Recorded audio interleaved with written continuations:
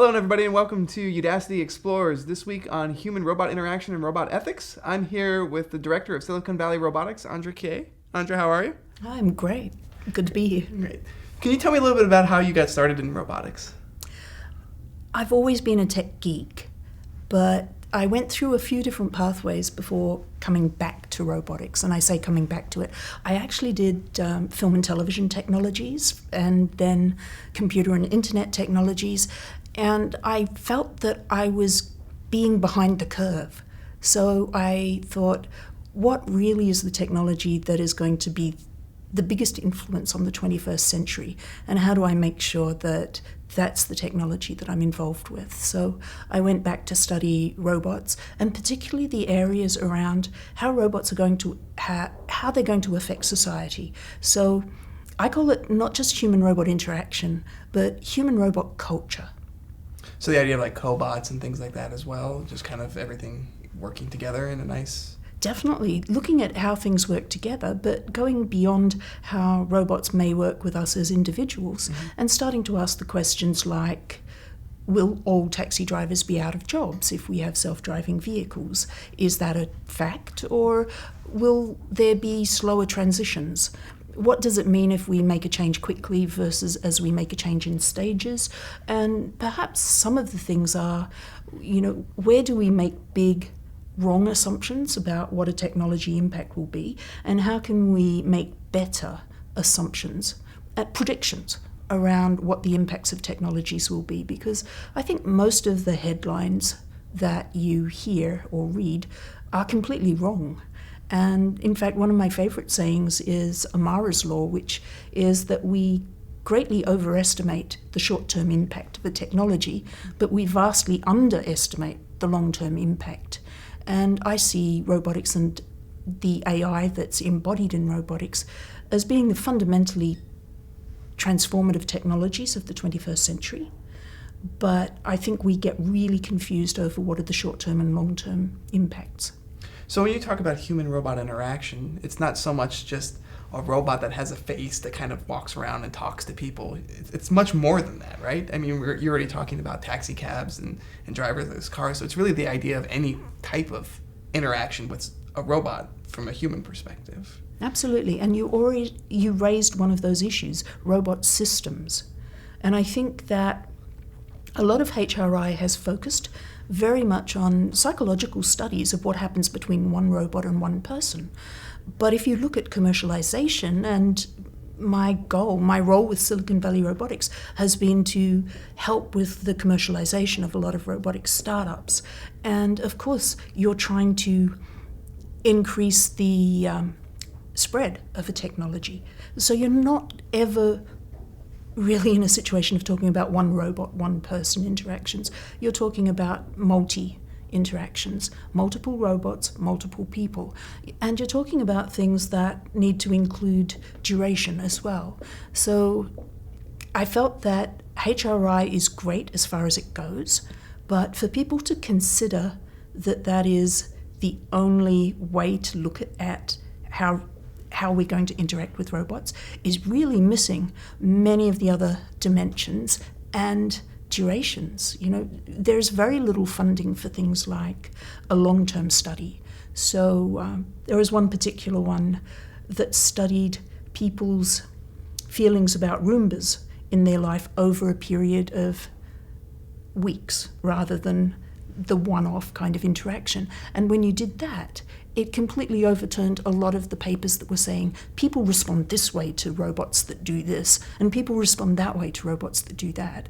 And I thought, to me, that captured exactly where we're going wrong, is we take these little snapshots and we think that it's giving us a full panorama, and it's not. Yeah, that's common in a lot of studies that you see, actually, right? It's always, you're digging in to try to find that one area, but you're not really taking the whole perspective of actually what's going on.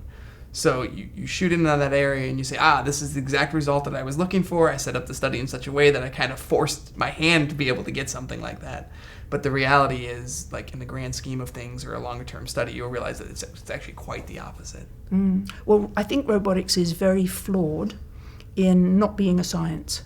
It's an engineering discipline, and most papers are not reproducible. And I'm talking well beyond HRI. It's really every area. This was one of the things that Willow Garage was very strongly about changing that paradigm by creating a common robotics platform and then a common robotics operating system, so you had a greater chance of being able to take somebody else's research and replicate it and ideally get the same results. Sure. And that's been pretty much lacking in the field of robotics. For those people who don't know, Willow Garage is also the creators of ROS, which is a widely used platform for pretty much any robotics company that's starting within the last 10 years or so. Absolutely. It's now, I think in the last 5 years, it's gone from being used by companies that knew Willow Garage to being used by pretty much every startup that I'm in contact with. And it may not be being used at their commercial release level, but it's being used in the development stages at the very least. So kind of going back to the idea of HRI, what do you consider, in your opinion, what makes a good robot that interacts with a human? I think that one of the key things is don't over-specialize. Don't over-adorn. Don't make your robot really promise more than it's going to be able to deliver, because I think we still have very, very rudimentary abilities to behave appropriately in context. And as long as you can't really rely on a robot to know enough about a situation to have anything approaching a human level of response, then creating something that gives us the expectation is going to, it's going to turn around and bite us, because people will be disappointed in that robot. And we're at a weird point right now where there are a lot of claims. It's probably easier to sell a robot if you make a lot of promises about what it can do. And people love the idea of robots that they can have some sort of relationship in a very broad sense, companionship, it's cute, something like that. But it makes it easier to sell the robot, but we haven't really had enough robots out there for people to start to see how well they remain engaged. And I think most good robotics companies are actually less concerned with selling the robot and more concerned with building something that is going to keep engagement once it has been sold, once it's in someone's house. How do you keep people interacting with it? Mm-hmm. So it's an interesting idea talking about the engagement level of a robot. Do you feel that there's certain types of robots that warrant a higher level of engagement and like a stronger bond between people? So for instance, government contractors, so I used to work in ground control stations for UAVs and things like that, but I read an article that one of the soldiers had a UAV that he flew on a bunch of different missions in Afghanistan or Iraq, and it was, I think, 15 missions or something like that, and it got shot down finally. And when it got shot down, the soldier demanded a burial for his UAV. And they were like, well, it's just a robot. And he's like, this thing has saved my life so many times, with all of the landmines, IDEs, and everything else out there. He's like, I want this thing buried. I want to have a proper send-off for it. Do you think you're going to see that kind of reaction from more people kind of going forward in the future with like social robots or home robots? Or do you think it's just going to be kind of one of those, it's kind of a cool thing, I interact with it a little bit, but then after a while, like kind of like this new and shininess of it kind of wears off, and we actually go back to treating it more like a machine? I think it really depends on the depth of the interaction. And you've talked about what's really an extreme use case. It's been engaged in life and death situations, so you will have a very strong bond. If it's vacuuming your floors, you won't. And one of the points that has been raised that I think was very interesting was to suggest that up until this moment in time, humans really had only a couple of ontological states that we could comprehend. One was alive and one was dead or inanimate. So you were either an object or you were an organism. And it's saying, so do we then get into a kind of schizoid state of having things that behave or that we treat like organisms, that then behave like objects? And do we then treat them like objects, or do we carry over that more emotional response? And what does that mean in terms of us developing perhaps empathy? Is one of the biggest worries that people have. If we're engaging with something that looks like it's alive, but we can treat it badly, is this going to create a lack of empathy in us? One of the interesting hypotheses is that we're going to evolve towards a third ontological awareness, that there are some things that are both alive and not alive, that they can be emotionally engaging, but they can be turned off and on at will without damage. So if we can really develop that third ontological awareness, then perhaps there's not an issue with us being trained into a lack of empathy, because we'll understand that it's a that thing as opposed to an it or a you. So it's an interesting idea, right? When you start talking about it can interact with the person and the person can relate to it, but we can always turn off a switch, right? When you're dealing with something like that, is there ever a point where you start looking at it from the other perspective of like, wow, this thing actually has feelings and emotions, right? So we've seen videos, I'm sure you've seen them well, of Boston Dynamics' Big Dog, where people have, the engineers have shown kicking this robot, right? And having it scuffle to kind generally, most people right? go, oh, when they see that. Exactly. It encourages that. However, one of the things I've also seen is that people that are more familiar with robots don't have quite that shocked pity feeling. So they've become much more used to what they're seeing, and they'll have a different level of response. And I think it comes back down to saying, don't confuse the snapshot for the whole picture.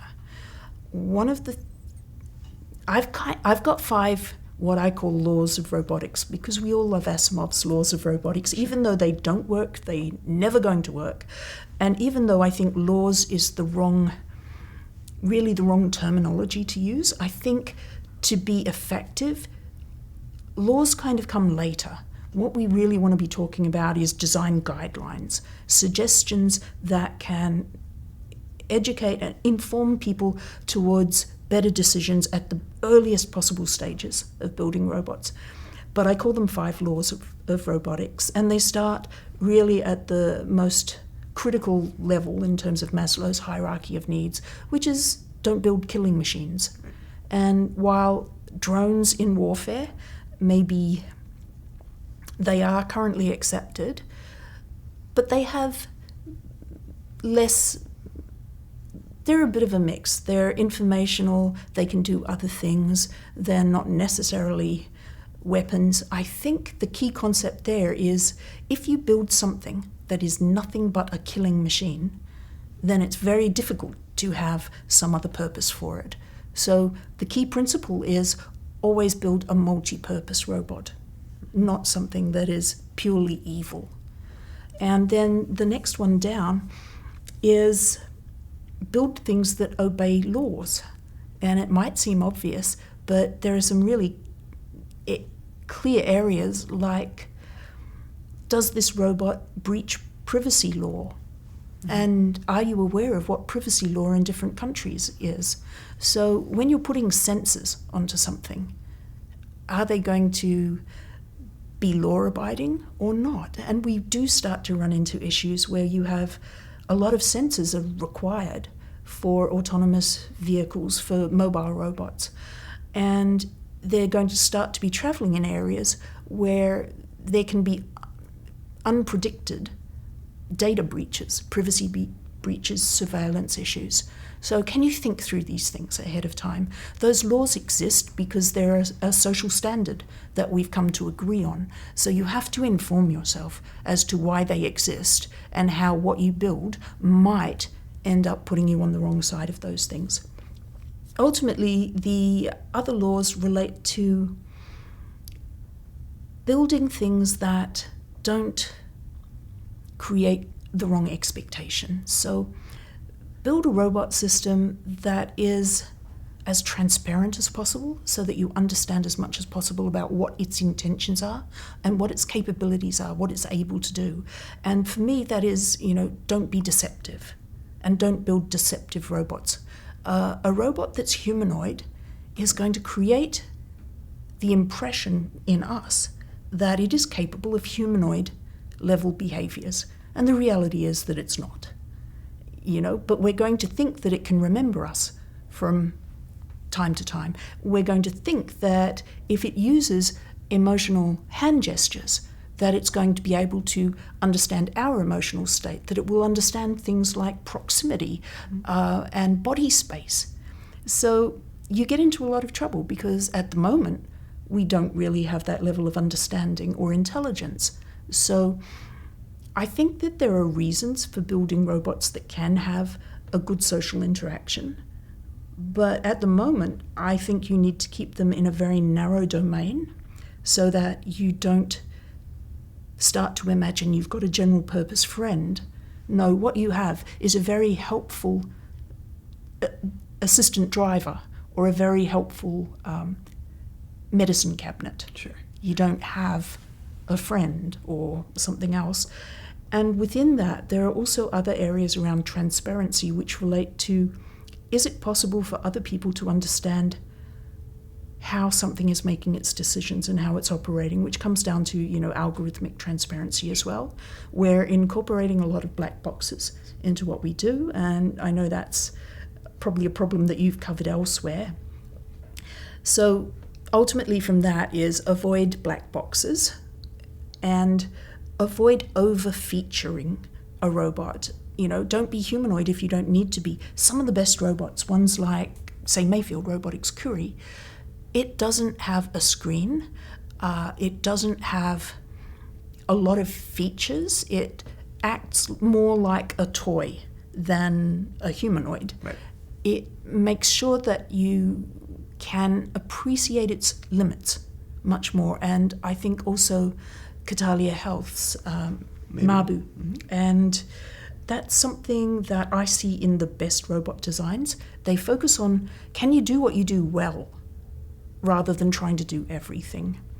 And ultimately, there's one final guideline, is can we tell who is responsible for a robot? Who owns it? Sure. Do we have any kind of idea about registration, license plates for robots or something else like that? Because you are definitely already seeing robots in public places. In the Westfield shopping malls, for example, in the streets of Redwood City delivering food, in San Francisco streets, San the Jose autonomous Airport. cars, San Jose Airport. Now, who is having that interaction with you? Right. Is it the robot or is it, the person who's programmed Well, the the robot? robot's at the front of that. Right. But is that an interaction on behalf of San Jose Airport? Or is it an interaction on behalf of a third party who is using the space at San Jose Airport? Who do you contact if that robot runs over your toddler's toes? Okay? Mm-hmm. All of these things, both the physical potential harm and the economic and emotional potential harm that can happen in these situations, you need to be able to say, whose robot is that? And I foresee a time coming up very soon where we have a lot of robots engaged in advertising and sales, not just delivery. And as such, it's not hard to create something that gives us the illusion of, that can capture our attention, okay? A billboard, even if it's a moving billboard, it's not going to capture our attention anywhere near as much as a humanoid object that can also use some movement and some other visual cues to capture our attention, because ultimately we're still chimpanzees in terms of our responses. There are certain things that will trigger our responses. Then what is the purpose? The robot is probably there to be conducting business of some kind. Mm-hmm. And are you going to be as informed and as in charge of that relationship as you would be if it was a person saying, would you like to have a free sample of this? And would you like to come into the shop and try this on? Or all of those other things that we're used to humans saying and we're used to ignoring. Or we're used to being able to assess who they are, what they're doing, and why they're doing it. So that for me is the last area of real transparency. Where are the license plates, and where's the chain of responsibility, and how do we have access to it? So talking about the interaction that you're having with some of these robots, do you feel that the human biases of the people who are building and designing these robots are actually impacting the kind of interaction we're having with it on the other end? Yeah, I think initially we had robots that were being built to the, to the biases and desires and imagination of the robot builders, and also to the limitations of the form factor around certain things. So some robots came out looking female simply because you needed to have a wider hip base to incorporate whatever the mechanisms being used were. And other robots came out looking something different. So we started off with purely physical, mechanical limitations, but then they became creatures of the imagination. And what's worrisome is that starts to perpetuate biases and stereotypes. Now, just as quickly as people start to become more informed and be looking at good design, I think we also have a negative pressure from businesses who can already quantify our responses to merchandising and start to use certain genders, voices, and appearances based on what they've assessed is going to give us the most accurate, the best what's trigger, going to give them the will, best right? trigger, exactly. And one of the things that someone's brought up is, where are the black robots? So you already have lack of representation, but I think the lack of representation is going to continue in really bad ways. Someone has expressed it really nicely, and they've said that stereotypes are not a problem because they're false. They're a problem because they're only one of the truths. And whenever you use the stereotype, you ignore all of the other truths. Mm-hmm. And so when we use those stereotype robots, we're forcing a convergence on a very narrow set of representations that may be true and may be effective, but are going to do away with having any of the other true representations. It's going to be very off-putting for a lot of people too, right? If you're not in that target demographic, you're going to feel like, I don't relate, I don't like the way that this thing is, portraying itself to me. It's very off-putting too, right? We're going to see some very clear things around, say, one of the things that I've been tracking is the use of gendered stereotypes in work positions. So kiosk robots are tending to being female, assistant robots, female, authoritative robots, male. Now, how do women break through the glass ceiling if we are creating a robotically amplified world in which women are the assistants and service providers rather than the executives or leaders mm-hmm. or people with the voice of authority? This will be sending us a few steps backwards, and we won't even see it coming. Yeah, it's a really interesting concept, right? When you hear people genderizing their robots, because you see it from time to time where someone will say, well, oh, he's a good robot or she's a good robot. And I never quite understood why you would do something like that, because really at the end of the day, the robot's not a person, yeah. Right? The robot has no feelings. The robot is just algorithms and sensors that are meant to work together to provide some sort of an experience, whatever that may be. So I prefer to call a robot an it. Yes. Or that, or a they. I think what would you call it? Yeah, absolutely. I try very hard to always call them it.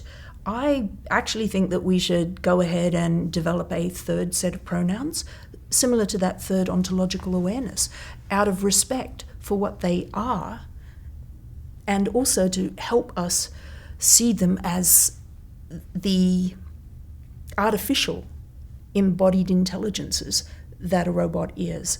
So I think we should, first off, this comes to over-featuring a robot. Anything that adds trappings of gender should not be there.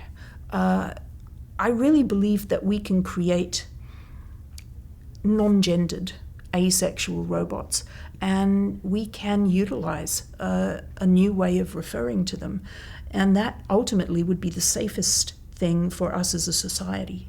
Looking at some of the robots and the interactions that we have with them right now, right? There's a lot of robots that you're starting to see move into factories, right? So there were the factories that we had of the past, which were basically just gigantic robot arms, and no humans were interacting. But now we're starting to see, other companies like Rethink Robotics is a great example, right, with their Baxter robot, where they're kind of showing, hey, this robot, coexists and works alongside a human in a certain environment. It seems like that reaction is kind of mixed from a lot of people, right, in these factories, where it's like, it's great that this robot's helping me out, but how long before this robot kind of comes over and takes over my job? Do you think that we're going to get to a point where humans are going to be replaced by robots in factories altogether, or do you think there's always going to be some level of coexistence with a human and a robot in a factory working together? I believe that robots are always going to augment us rather than replace us. And I think at the moment, the best thing to do is to say that robots take tasks, not jobs. But I would like to see factories that don't have people in them. I think it's an inhuman job. It is the epitome of robotic labor. I don't believe that that is a job that feeds human need for social interaction or creativity or any of the things that we like. I think if people didn't need the money, they wouldn't voluntarily go to work in a factory. And I think we have an opportunity to look at our world, our life, our economy, our society, and say, we have an opportunity to remake everything. What are the things that people shouldn't be doing? And they should not be doing a lot of the dull, dirty, dangerous jobs. And it's one of the most striking arguments for autonomous vehicles is to reduce death on the roads. Automobile accidents are one of the greatest costs of human lives in most societies these days. So that's definitely a reason to look at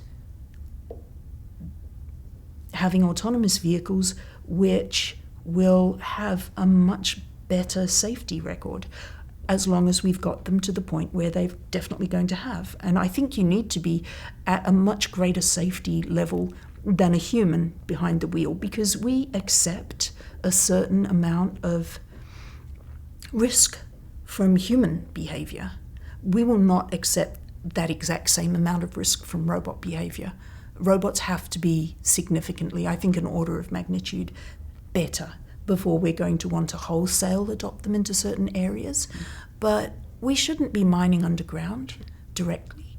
That's one of the most deadly jobs imaginable. Absolutely. Going into space is also deadly. I mean, I definitely want to go to Mars, but I don't want to spend unneeded amounts of time in space preparing habitats and building rockets and doing things that have huge exposure to radiation.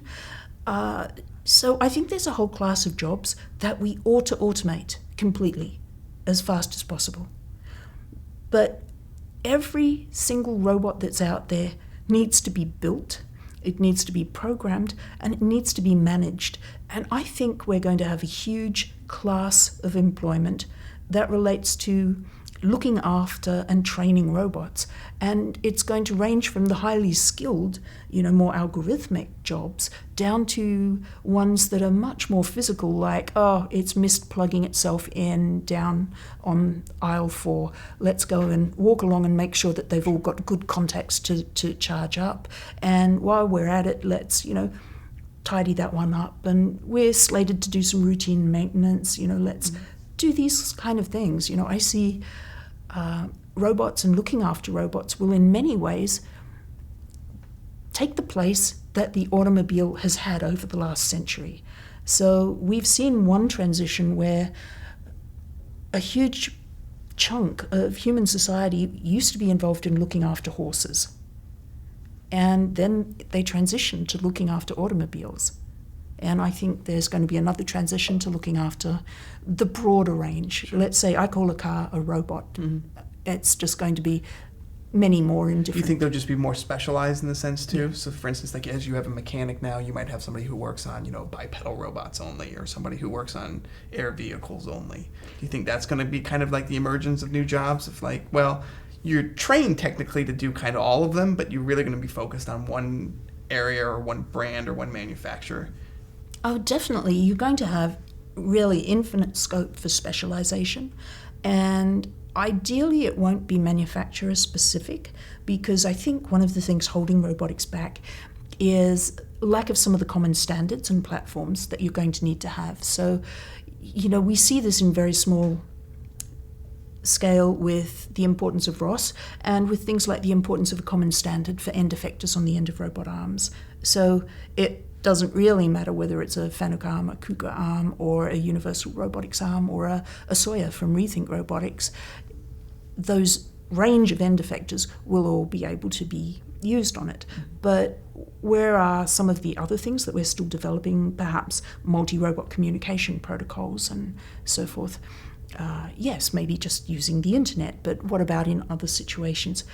I think we're going to see more common standards emerge. We'll have to.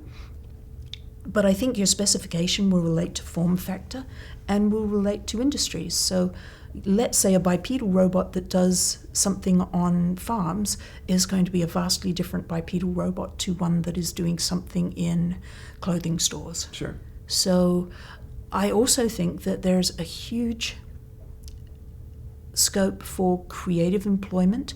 One of the jobs that you do with social robotics is write scripts. And, look at...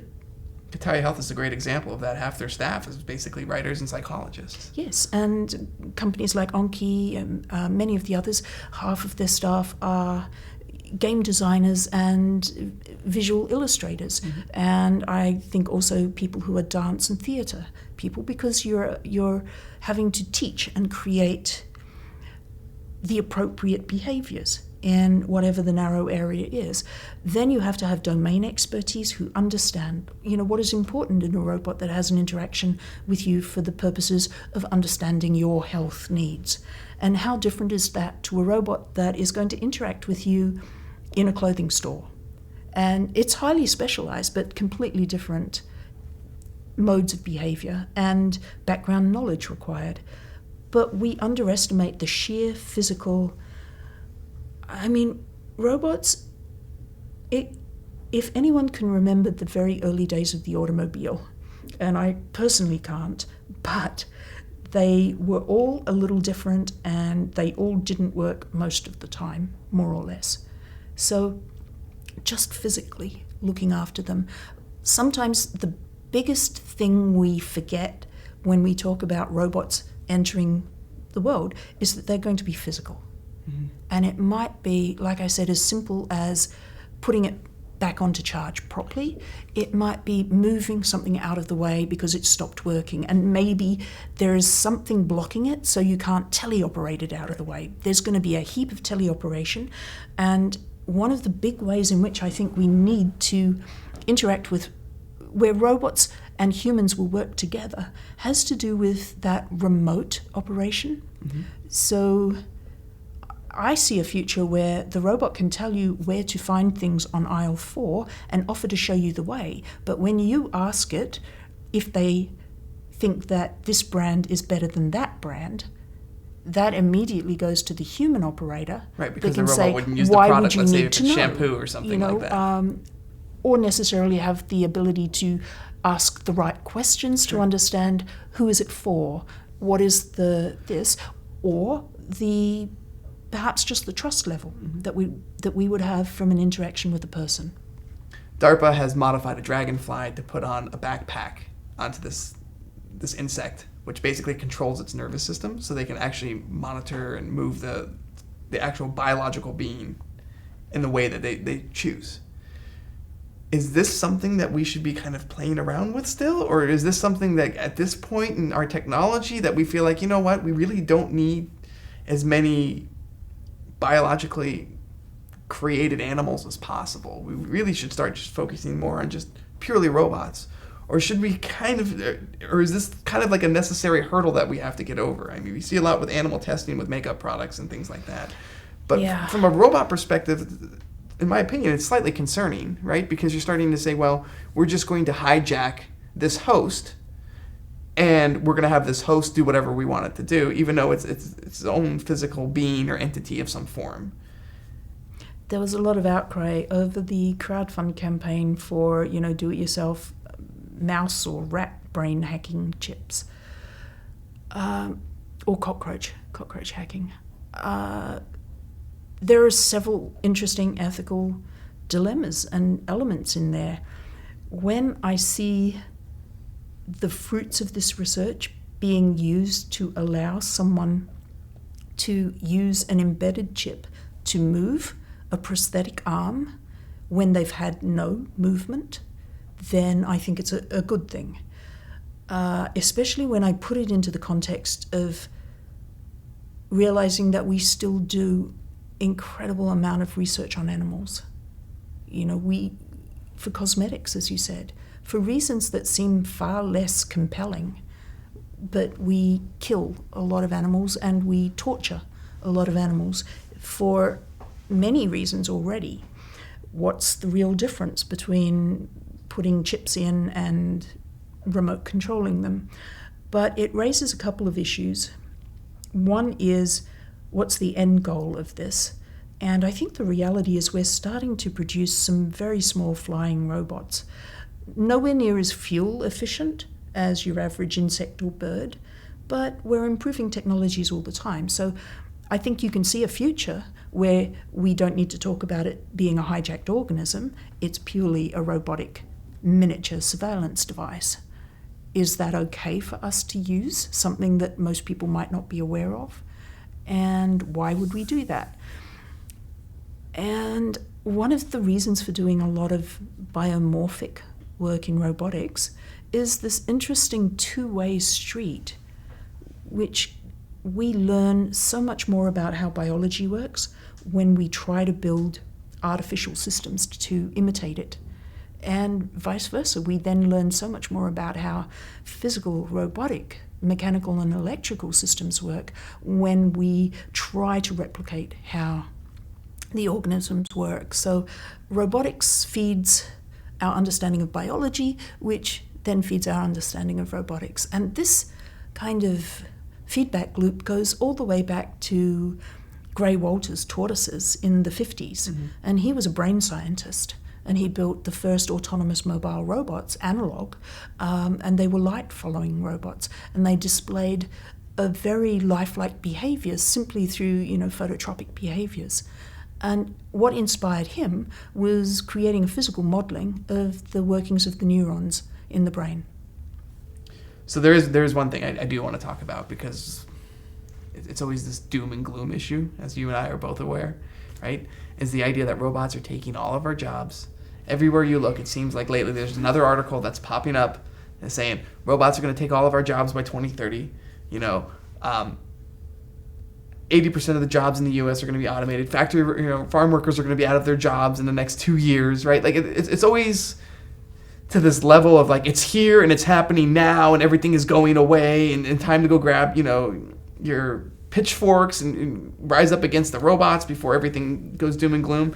What are your thoughts on kind of this, portrayal in the media that, robots are here to take everything away from people and people aren't going to be able to afford, a life for their families? Then there's this concept of, taxation on top of these robots. Okay, the bonfire of the robots issue. It is so completely wrong. Anybody who's developed robots has a much greater appreciation of just how far behind that state we are. I believe there's still fewer than 2 million industrial robots in the world, global total today. And that's with China putting a huge amount of money into it so that they now have this year become, I think, the world's largest producer of robots, as well as the world's largest consumer of robots, pushing Germany out of the top spot. And yet the sum total, 2 million. Okay? It's going to take quite a while for us to spread sophisticated robotics technology around the globe. And then I think the other thing is to look at certain industries. And you mentioned farm workers. If you were to mention that in an agricultural area, you would have everybody that owned a farm saying, can I have some of those? Because I can't get enough workers. And to look at the labour statistics, almost every country in the world has an ageing population problem, and it is worst in rural occupations. So you're pretty much going to have every farmer in the world retiring in the next 5 to 10 years. And at the same time, we're shutting down all of the cheap labour sources and seasonal labour sources that used to be. So how are we going to prevent the world from starving and yet keep food prices, at the level that we expect them to be? And, we really do have to look at doubling food production over the next generation, not just keeping things as they are either. So I see some huge areas where we actually have big problems. We have global challenges that we need to do something about. So whenever people talk about robots as a problem, I stop and I go, well, what are the world's biggest problems? And will robotics have a role to play in solving, fixing, or, making those problems a little bit better? And I think absolutely yes. And if anyone is on the fence, then focus on the ways that we need to solve these problems and think about the creative technologies that we have to put into play to fix global challenges. And I think that's the most productive thing you can do with your time, rather than to, spend it worried or in fear, which first off I don't think is founded. But second off, if you've got that energy, there is a lot of good things that you can do. So focus on those. And and not on that fear. Well, that's it for today on Udacity's Explores Human-Robot Interaction and Robotic Ethics. Andra, Keay, thank you very much for your time. We appreciate it. Thanks so much, Mike.